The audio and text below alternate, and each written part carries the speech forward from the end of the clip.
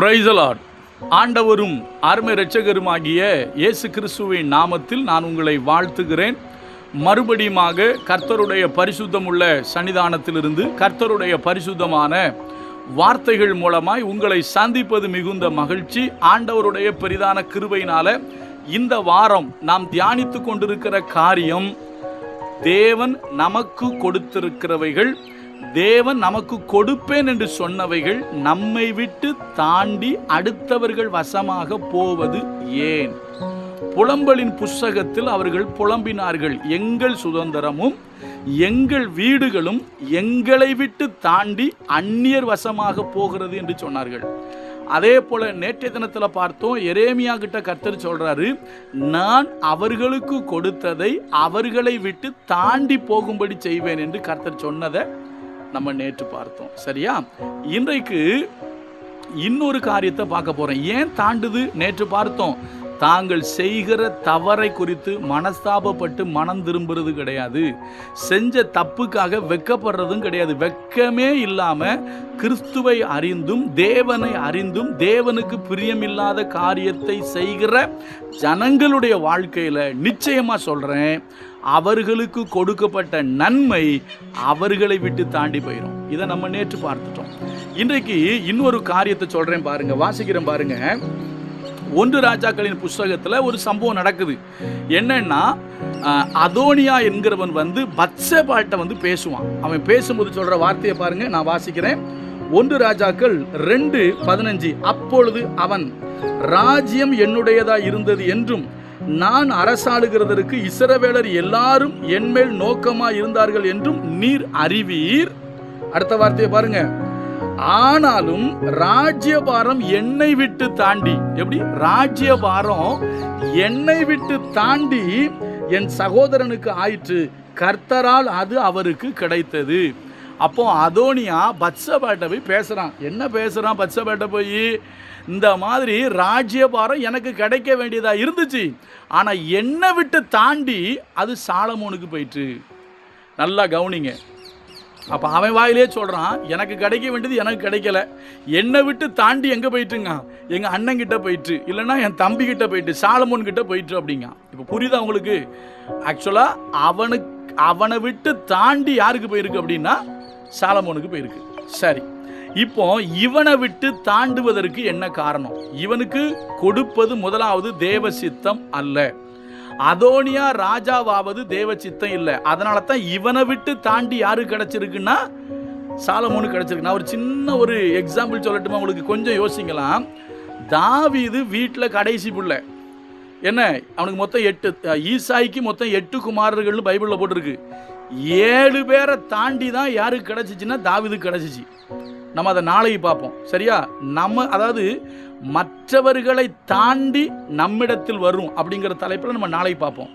அடுத்தவர்களை தாண்டி, அதாவது புறஜாதிகளை தாண்டி நம்மிடத்திற்கு சில நன்மைகள் வரும் என்பதை நம்ம நாளைக்கு பார்ப்போம். இப்போ தாவீதுக்கு அது நடக்குது. எப்படி? 7 பேரை தாண்டி தான் யாருக்கு வருது? தாவீதுக்கு வருது. இப்போ இவன் சொல்றான், என்னை விட்டு தாண்டி சாலமோனுக்கு போயிட்டு அப்படிங்க. அதுக்கு என்ன காரணம்? ரொம்ப எளிமையாக சொல்லி நான் நிறைவு செய்கிறேன். முதல் காரணம் பார்த்தீங்கன்னா தாண்டோண்டித்தனம். அதாவது சுய இஷ்டத்துக்கு எல்லாம் செய்கிறது. ஏன்னா இவன் ராஜா என்று இவங்க அப்பா சொல்லலை, இவன் ராஜா என்று ஆண்டவரும் சொல்லலை.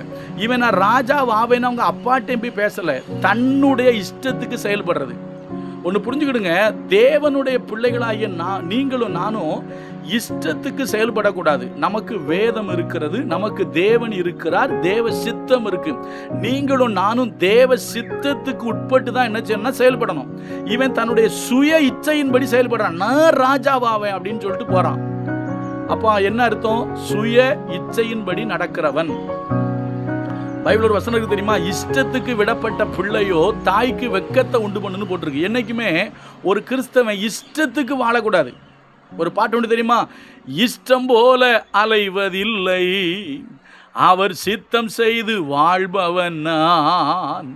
இஷ்டம் போல அலைவதில்லை, அவர் சித்தம் செய்து வாழ்பவன் நான். உண்மை அதுதான். இவன் இஷ்டத்துக்கு போறான். முதல் காரியம், இவன்கிட்ட இஷ்டம், இவனுடைய சுய இஷ்டத்தின்படி நடக்கிறான். நீங்களும் நானும் சுய இஷ்டத்தின்படி நடக்கிறவங்களா இருந்தோம் அப்படின்னா நம்முடையது கூட நம்மளை விட்டு தாண்டி அடுத்தவங்ககிட்ட போயிடும். ரெண்டாவது காரியம் சுய இச்சை. ஏன்னா தாவீதுக்கு ஒரு பெண்மணி கொண்டு கடைசி நாட்களில் ஒரு சகோதரியை கொண்டு வைப்பாங்க, அபிஷாக் அப்படின்னு சொல்லி ஒரு அம்மாவை கொண்டு வைப்பாங்க. அந்த லேடியை, அதாவது அவன் இருந்த காலகட்டத்தில் அது சின்ன பிள்ளை, அந்த பொண்ணு மேலே ஆசைப்பட்டு அந்த பொண்ணை எனக்கு கல்யாணம் பண்ணி வைக்கணும்னு யார்கிட்ட போய் கேட்குறான்? சாலமோன்ட்ட கேட்க சொல்லி பத்சாபாட்ட போய் பேசுகிறான். அப்போ இவனுக்கு என்ன அர்த்தம்? அவனுடைய அப்போ சாராம்சம் என்ன தெரியுமா? அப்போவே ஒரு கண்ணு இவனுக்கு யார் மேலே இருந்திருக்குன்னா அபிஷா மேலே இருந்திருக்கு. அதான் உண்மை. அப்போ எப்படி தாவீதுக்கு பணிவிடை செய்கிறதற்கு ஒரு பெண்ணை கொண்டிருக்காங்க. அந்த பெண்ணு ஒரு பக்கம் இவனுக்கு சித்தியாக பார்க்கணும் இவன். அதுதான் வேதத்தின்படி சரியானது. ஆனால் அவனுடைய பார்வையே வேற மாதிரி இருந்திருக்கு. அதனால தான் அவளை இச்சித்து வந்து கேட்குறான், அவளை வந்து எனக்கு மனைவியாக கொடுன்னு வந்து கேட்குறான். புரியுதா? அவனுடைய எண்ணங்கள் சரியில்லை, அவனுடைய சிந்தனைகள் சரியில்லை. சுய இஷ்டமும் சுய இச்சையும் உள்ளவனாக இந்த அதோனியா நடந்து கொண்டபடினாலே ராஜ்யபாரம் அவனை விட்டு தாண்டி போயிற்று. ஒரு கிறிஸ்தவர்களாகிய நீங்களும் நானும் ஒன்று புரிஞ்சுக்கிடுங்க, சுய இஷ்டத்தின்படி வாழக்கூடாது, தேவ சித்தத்தின்படி வாழணும். ஒன்று. ரெண்டாவது, இச்சைக்கும் சிற்றின்பத்திற்கும் மோகத்துக்கும் இடம் கொடுக்காம பரிசுத்தத்தை காத்து கொண்டு வாழணும். சாலமோன் இச்சையினால தான் விழுந்து போயிட்டான். அதுக்கப்புறம் அதுல இன்னும் இருக்கு, சாலமோனை விட்டு ராஜ்யபாரம் தாண்டி போச்சு.